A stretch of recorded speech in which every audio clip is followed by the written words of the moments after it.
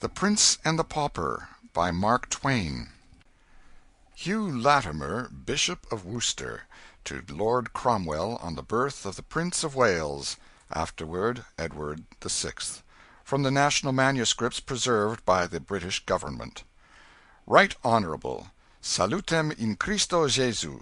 And, sir, here is no less younger and rejoicing in these parties for the birth of our Prince, whom we hungered for so long, than there was, I trow, inter vecinos, at the birth of S.I. Baptista, as these bearer master events can telle you. God give us all grace to yielde due thanks to our Lord God, God of England, for verily he hath showed himself God of England, or rather an English God. If we consider and ponder well all his proceedings with us from time to time, he hath overcome all our illness with his exceeding goodness, so that we are now more than compelled to serve him, seek his glory, promote his word, if the devil of all devils be not in us. We have now the stoop of vain trusts, and the stay of vain expectations. Let us all pray for his preservation, and I for my part will wish that his grace always have, and even now from the beginning, governors, instructors, and officers of right judgment, ne optimum ingenium non optima educatione depravitur. But what a great foul am I, so what devotion show many times but little discretion. And thus the God of England be ever with you in all your proceedings. The 19 of October, yours H. L. B. of Worcester, now at Hattlebury. If you would excite this bearer to be more hearty in the abuse of imagery, or more forward to promote the verity, ye might do good, not that it came of me, but of yourself, etc. Addressed to the Right Honorable Lord P. Seal, his singular good lord. Dedication. To those good-mannered and agreeable children, Susie and Clara Clemens, this book is affectionately inscribed by their father. The quality of mercy is twice blessed. It blesseth him that gives and him that takes. 'Tis mightiest in the mightiest. It becomes the throned monarch better than his crown. Merchant of Venice. I will set down a tale as it was told to me by one who had it of his father, which latter had it of his father, this last having in like manner had it of his father, and so on back, and still back, 300 years and more, the fathers transmitting it to the sons, and so preserving it. It may be history, it may be only a legend, a tradition. It may have happened, it may not have happened, but it could have happened. It may be that the wise and the learned believed it in the old days, it may be that only the unlearned and the simple loved it, and credited it. Chapter 1. The Birth of the Prince and the Pauper. In the ancient city of London, on a certain autumn day in the second quarter of the 16th century, a boy was born to a poor family of the name of Canty, who did not want him. On the same day another English child was born to a rich family of the name of Tudor, who did want him. All England wanted him, too. England had so longed for him, and hoped for him, and prayed God for him, that now that he was really come, the people went nearly mad for joy. Mere acquaintances hugged and kissed each other, and cried. Everybody took a holiday, and high and low, rich and poor, feasted and danced and sang and got very mellow, and they kept this up for days and nights together. By day London was a sight to see, with gay banners waving from every balcony and housetop, and splendid pageants marching along. By night it was again a sight to see, with its great bonfires at every corner, and its troops of revellers making merry around them. There was no talk in all England but of the new baby, Edward Tudor, Prince of Wales, who lay lapped in silks and satins, unconscious of all this fuss, and not knowing that great lords and ladies were tending him and watching over him, and not caring either. But there was no talk about the other baby, Tom Canty, lapped in his poor rags, except among the family of paupers whom he had just come to trouble with his presence. Chapter 2 Tom's Early Life. Let us skip a number of years. London was 1,500 years old, and was a great town for that day. It had 100,000 inhabitants, some think double as many. The streets were very narrow and crooked and dirty, especially in the part where Tom Canty lived, which was not far from London Bridge. The houses were of wood, with a second story projecting over the first, and the third sticking its elbows out beyond the second. The higher the houses grew, the broader they grew. They were skeletons of strong criss-cross beams, with solid material between, coated with plaster. The beams were painted red or blue or black, according to the owner's taste, and this gave the houses a very picturesque look. The windows were small, glazed with little diamond-shaped panes, and they opened outward on hinges like doors. The house which Tom's father lived in was up a foul little pocket called Offal Court, out of Pudding Lane. It was small, decayed, and rickety, but it was packed full of wretchedly poor families. Canty's tribe occupied a room on the third floor. The mother and father had a sort of bedstead in the corner, but Tom, his grandmother, and his two sisters, Bet and Nan, were not restricted. They had all the floor to themselves, and might sleep where they chose. There were the remains of a blanket or two, and some bundles of ancient and dirty straw, but these could not rightly be called beds, for they were not organized. They were kicked into a general pile mornings, and selections made from the mass at night for service. Bet and Nan were 15 years old, twins. They were good-hearted girls, unclean, clothed in rags, and profoundly ignorant. Their mother was like them, but the father and the grandmother were a couple of fiends. They got drunk whenever they could. Then they fought each other or anybody else who came in the way. They cursed and swore always, drunk or sober. John Canty was a thief, and his mother a beggar. They made beggars of the children, but failed to make thieves of them. Among, but not of, the dreadful rabble that inhabited the house was a good old priest whom the king had turned out of house and home with a pension of a few farthings, and he used to get the children aside and teach them right ways secretly. Father Andrew also taught Tom a little Latin, and how to read and write, and would have done the same with the girls, but they were afraid of the jeers of their friends, who could not have endured such a queer accomplishment in them. All Offal Court was just such another hive as Canty's house. Drunkenness, riot, and brawling were the order there every night, and nearly all night long. Broken heads were as common as hunger in that place. Yet little Tom was not unhappy. He had a hard time of it, but did not know it. It was the sort of time that all the Offal Court boys had, therefore he supposed it was the correct and comfortable thing. When he came home empty-handed at night, he knew his father would curse him and thrash him first, and that when he was done the awful grandmother would do it all over again and improve on it, and that away in the night his starving mother would slip to him stealthily with any miserable scrap or crust she had been able to save for him by going hungry herself. Notwithstanding, she was often caught in that sort of treason, and soundly beaten for it by her husband.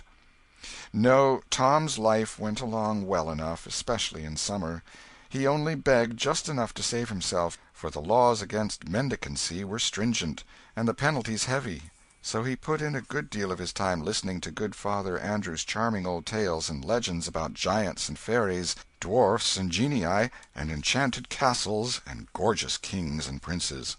His head grew to be full of these wonderful things, and many a night as he lay in the dark on his scant and offensive straw, tired, hungry, and smarting from a thrashing, he unleashed his imagination and soon forgot his aches and pains in delicious picturings to himself of the charmed life of a petted prince in a regal palace. One desire came in time to haunt him day and night. It was to see a real prince with his own eyes. He spoke of it once to some of his Offal Court comrades, but they jeered him and scoffed him so unmercifully that he was glad to keep his dream to himself after that. He often read the priest's old books and got him to explain and enlarge upon them. His dreamings and readings worked certain changes in him by and by. His dream people were so fine that he grew to lament his shabby clothing and his dirt, and to wish to be clean and better clad. He went on playing in the mud just the same, and enjoying it, too. But instead of splashing around in the Thames solely for the fun of it, he began to find an added value in it because of the washings and cleansings it afforded. Tom could always find something going on around the Maypole in Cheapside and at the fairs, and now and then he and the rest of London had a chance to see a military parade when some famous unfortunate was carried prisoner to the Tower, by land or boat. One summer's day he saw poor Anne Askew and 3 men burned at the stake in Smithfield, and heard an ex-bishop preach a sermon to them which did not interest him. Yes, Tom's life was varied and pleasant enough, on the whole. By and by Tom's reading and dreaming about princely life wrought such a strong effect upon him that he began to act the prince unconsciously. His speech and manners became curiously ceremonious and courtly, to the vast admiration and amusement of his intimates. But Tom's influence among these young people began to grow, now, day by day, and in time he came to be looked up to by them with a sort of wondering awe as a superior being. He seemed to know so much, and he could do and say such marvelous things, and withal he was so deep and wise. Tom's remarks and Tom's performances were reported by the boys to their elders, and these also presently began to discuss Tom Canty, and to regard him as a most gifted and extraordinary creature. Full-grown people brought their perplexities to Tom for solution, and were often astonished at the wit and wisdom of his decisions. In fact, he was become a hero to all who knew him except his own family. These only saw nothing in him. Privately, after a while, Tom organized a royal court. He was the prince. His special comrades were guards, chamberlains, equerries, lords, and ladies-in-waiting, and the royal family. Daily the mock prince was received with elaborate ceremonials borrowed by Tom from his romantic readings. Daily the great affairs of the mimic kingdom were discussed in the royal council, and daily his mimic highness issued decrees to his imaginary armies, navies, and viceroyalties. After which he could go forth in his rags and beg a few farthings, eat his poor crust, take his customary cuffs and abuse, and then stretch himself upon his handful of foul straw, and resume his empty grandeurs in his dreams. And still his desire to look just once upon a real prince, in the flesh, grew upon him, day by day and week by week, until at last it absorbed all other desires, and became the one passion of his life.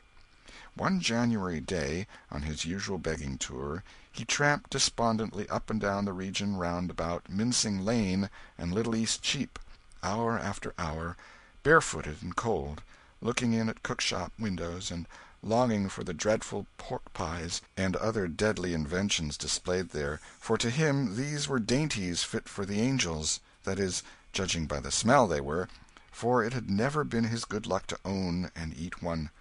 There was a cold drizzle of rain, the atmosphere was murky, it was a melancholy day. At night Tom reached home so wet and tired and hungry that it was not possible for his father and grandmother to observe his forlorn condition and not be moved, after their fashion. Wherefore they gave him a brisk cuffing at once and sent him to bed. For a long time his pain and hunger, and the swearing and fighting going on in the building, kept him awake, but at last his thoughts drifted away to far romantic lands, and he fell asleep in the company of jewelled and gilded princelings, who lived in vast palaces, and had servants salaaming before them or flying to execute their orders, and then, as usual, he dreamed that he was a princeling himself. All night long the glories of his royal estate shone upon him. He moved among great lords and ladies, in a blaze of light, breathing perfumes, drinking in delicious music, and answering the reverent obeisances of the glittering throng as it parted to make way for him, with here a smile and there a nod of his princely head. And when he awoke in the morning and looked upon the wretchedness about him, his dream had had its usual effect. It had intensified the sordidness of his surroundings 1,000-fold. Then came bitterness, and heartbreak, and tears. Chapter 3. Tom's Meeting with the Prince. Tom got up hungry and sauntered hungry away, but with his thoughts busy with the shadowy splendors of his night's dreams. He wandered here and there in the city, hardly noticing where he was going or what was happening around him. People jostled him, and some gave him rough speech, but it was all lost on the musing boy. By and by he found himself at Temple Bar, the furthest from home he had ever traveled in that direction. He stopped and considered a moment, then fell into his imaginings again and passed on, outside the walls of London. The Strand had ceased to be a country road then, and regarded itself as a street, but by a strained construction, for though there was a tolerably compact row of houses on one side of it, there were only some scattering great buildings on the other, these being palaces of rich nobles, with ample and beautiful grounds stretching to the river, grounds that are now closely packed with grim acres of brick and stone.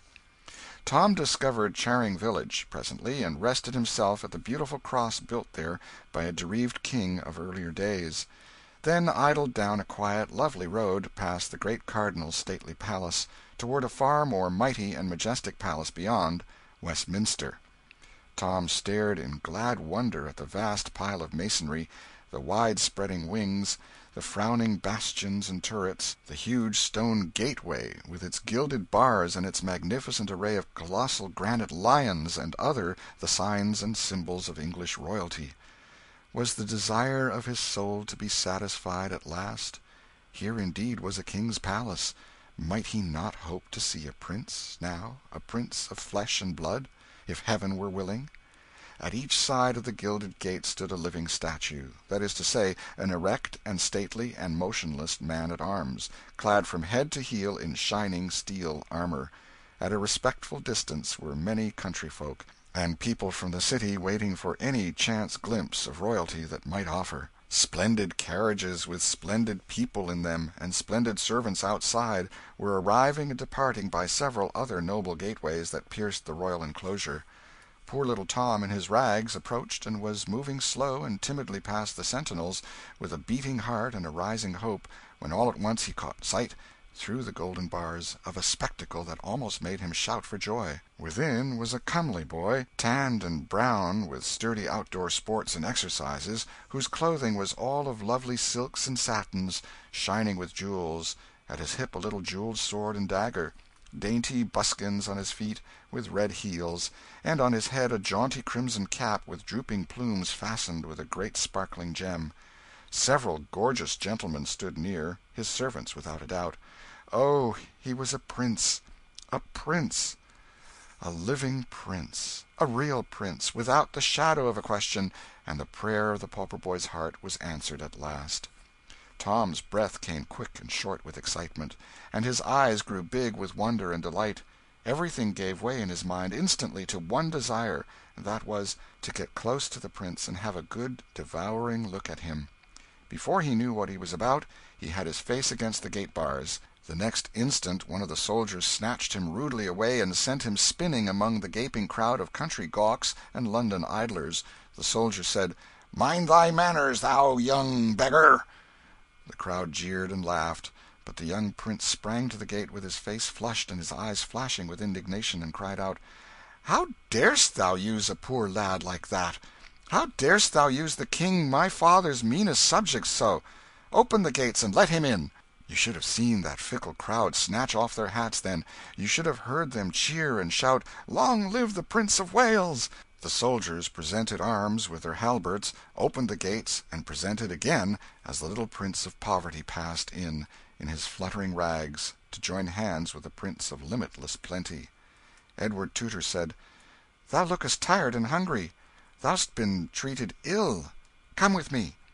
Half a dozen attendants sprang forward to, I don't know what, interfere, no doubt, but they were waved aside with a right royal gesture, and they stopped stock still where they were, like so many statues. Edward took Tom to a rich apartment in the palace which he called his cabinet. By his command a repast was brought such as Tom had never encountered before except in books.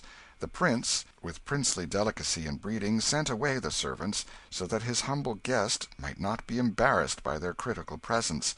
Then he sat near by and asked questions while Tom ate. "What is thy name, lad?" "Tom Canty, an' it please thee, sir." "'Tis an odd one. Where dost live?" "In the city, please thee, sir, Offal Court, out of Pudding Lane." "Offal Court! Truly 'tis another odd one. Hast parents?" "Parents have I, sir, and a grandam likewise that is but indifferently precious to me, God forgive me if it be offensive to say it; also twin sisters, Nan and Bet." "Then is thy grandam not overkind to thee, I take it." "Neither to any other is she, so please your worship. She hath a wicked heart, and worketh evil all her days." "Doth she mistreat thee?" "There be times that she stayeth her hand, being asleep or overcome with drink; but when she hath her judgment clear again, she maketh it up to me with goodly beatings." A fierce look came into the little prince's eyes, and he cried out "What! Beatings?" "Oh, indeed, yes, please you, sir." "Beatings! And thou so frail and little! Harkye, before the night come, she shall hie her to the Tower. The King my father "In sooth you forget, sir, her low degree. The Tower is for the great alone." "True, indeed, I had not thought of that. I will consider of her punishment. Is thy father kind to thee?" "Not more than Gammer Canty, sir." "Fathers be alike, mayhap. Mine hath not a doll's temper. He smiteth with a heavy hand, yet spareth me. He spareth me not always with his tongue, though, sooth to say. How doth thy mother use thee?" "She is good, sir, and giveth me neither sorrow nor pain of any sort, and Nan and Bet are like to her in this. How old be these?" "15, an' it please you, sir." "The Lady Elizabeth, my sister, is 14, and the Lady Jane Grey, my cousin, is of mine own age, and comely and gracious withal. But my sister the Lady Mary, with her gloomy mien, and "Look you, do thy sisters forbid their servants to smile, lest the sin destroy their souls?" "They? Oh, dost think, sir, that they have servants?" The little prince contemplated the little pauper gravely a moment, then said "And prithee why not? Who helpeth them undress at night? Who attireth them when they rise?" "None, sir. Wouldst have them take off their garment and sleep without, like the beasts?" "Their garment? Have they but one?" "Ah, good your worship, what would they do with more?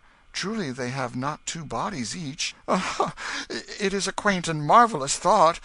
Thy pardon, I had not meant to laugh. But thy good Nan and thy Bet shall have raiment and lackeys enow, and that soon, too. My cofferer shall look to it. No, thank me not, 'tis nothing. Thou speakest well. Thou hast an easy grace in it. Art learned?" "I know not if I am or not, sir. The good priest that is called Father Andrew taught me, of his kindness, from his books." "Knowest thou the Latin?" "But scantly, sir, I doubt." "Learn it, lad. 'Tis hard only at first. The Greek is harder. But neither these nor any tongues else, I think, are hard to the Lady Elizabeth and my cousin. Thou shouldst hear those damsels at it. But tell me of thy Offal Court. Hast thou a pleasant life there?" "In truth, yes, so please you, sir, save when one is hungry. There be Punch and Judy shows, and monkeys oh, such antic creatures, and so bravely dressed; and there be plays, wherein they that play do shout and fight till all are slain, and 'tis so fine to see, and costeth but a farthing, albeit 'tis main hard to get the farthing, please your worship." "Tell me more." "We lads of Offal Court do strive against each other with the cudgel, like to the fashion of the 'prentices, sometimes." The prince's eyes flashed. Said he "Marry, that would not I mislike. Tell me more." "We strive in races, sir, to see who of us shall be fleetest." "That would I like also. Speak on." "In summer, sir, we wade and swim in the canals and in the river, and each doth duck his neighbour, and spatter him with water, and dive and shout and tumble, and 'twould be worth my father's kingdom but to enjoy it once. Prithee go on." "We dance and sing about the Maypole in Cheapside, we play in the sand, each covering his neighbour up, and times we make mud pastry. Oh, the lovely mud! It hath not its like for delightfulness in all the world. We do fairly wallow in the mud, sir, saving your worship's presence." "Oh, prithee say no more. 'Tis glorious. If that I could but clothe me in raiment like to thine, and strip my feet and revel in the mud once, just once, with none to rebuke me or forbid, meseemeth I could forego the crown. And if that I could clothe me once, sweet sir, as thou art clad, just once—" "Ho, ho! Wouldst like it? Then so shall it be. doff thy rags and don these splendours, lad. It is a brief happiness, but will be not less keen for that. We will have it while we may, and change again before any come to molest." A few minutes later the little Prince of Wales was garlanded with Tom's fluttering odds and ends, and the little Prince of Pauperdom was tricked out in the gaudy plumage of royalty. The two went and stood side by side before a great mirror, and lo, a miracle! There did not seem to have been any change made. They stared at each other, then at the glass, then at each other again. At last the puzzled princeling said, "What dost thou make of this?" "Ah, good your worship, require me not to answer. It is not meet that one of my degree should utter the thing." "Then will I utter it. Thou hast the same hair, the same eyes, the same voice and manner, the same form and stature, the same face and countenance that I bear. Fared we forth naked, there is none could say which was you and which the Prince of Wales. And now that I am clothed as thou wert clothed, it seemeth I should be able the more nearly to feel as thou didst when the brute soldier Harkye, is not this a bruise upon your hand?" "Yes, but it is a slight thing, and your worship knoweth that the poor man at arms "Peace! It was a shameful thing and a cruel," cried the little prince, stamping his bare foot. "If the King Stir not a step till I come again. It is a command." In a moment he had snatched up and put away an article of national importance that lay upon a table, and was out at the door and flying through the palace grounds in his bannered rags, with a hot face and glowing eyes. As soon as he reached the great gate he seized the bars and tried to shake them, shouting, "Open! Unbar the gates!" The soldier that had maltreated Tom obeyed promptly, and as the prince burst through the portal, half smothered with royal wrath, the soldier fetched him a sounding box on the ear that sent him whirling to the roadway, and said, "Take that, thou beggar's spawn, for what thou got'st me from his highness." The crowd roared with laughter. The prince picked himself out of the mud, and made fiercely at the sentry, shouting, "I am the Prince of Wales! My person is sacred, and thou shalt hang for laying thy hand upon me." The soldier brought his halbert to present arms, and said mockingly, "I salute your gracious highness," then angrily, "Be off, thou crazy rubbish!" Here the jeering crowd closed around the poor little prince, and hustled him far down the road, hooting him and shouting, "Way for his royal highness! Way for the Prince of Wales!" Chapter 4